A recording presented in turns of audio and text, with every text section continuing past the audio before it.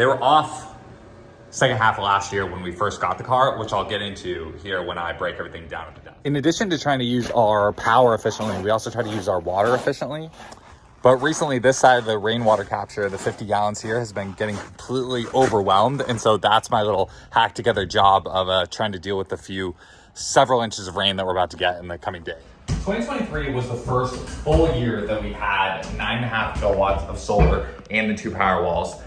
But it was not the first full year that we had the Tesla Model Y. So now, starting fresh in 2024, it's the first year that we have full 9.5 kilowatts of solar, 2 Powerwalls, 2 Antminer S9s, which are the Bitcoin miners, and an electric Model Y. So that's why it's as good a time as ever to just kind of sort and rank where all our surplus energy production needs to go on any given day. And I titled the video Solar Mining versus Solar Car Charging because those are my two competitors, my two choices to use my surplus solar on. Last year, before we had the electric car, I made a lot of videos about how Bitcoin mining pays higher than the net surplus compensation rate. And the net surplus compensation rate is the rate that your utility pays you for your excess solar. So now when I'm adding a third variable of the car, I now have the choice of, do I export to the grid and take how much they're paying me? Do I mine Bitcoin and take how much that's paying me? Or do I charge my car on surplus and use those miles in my car? The other thing that really makes this possible is Tesla's new feature that lets you charge on excess solar. So now in the back end of the Tesla app, you can choose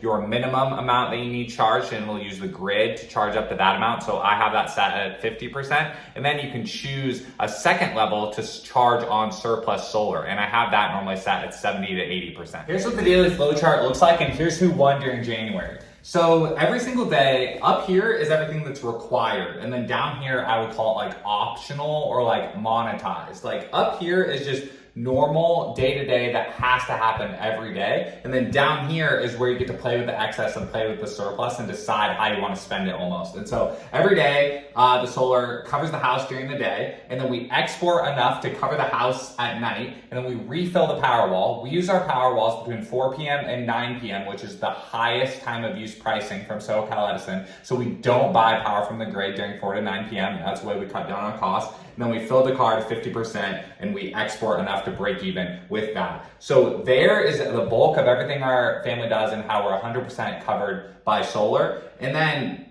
in addition to that, I have it ranked for January to charge the car to 70%. Then if the car hits 70% that day, or if we didn't drive anywhere, then we mine Bitcoin with it. And then ideally, we will still export enough to the grid to cover those few sneaky non-bypassable charges and just always have at least enough at a credit at SoCal Edison so that they don't nickel and dime us with anything else weird. And so January, we had a lot of rain this month, and today was the first day, this video, January 31st, that we turned on mining Bitcoin. And so this is the flow chart for the rest of 2024, and we'll keep kind of seeing who wins every single month this year.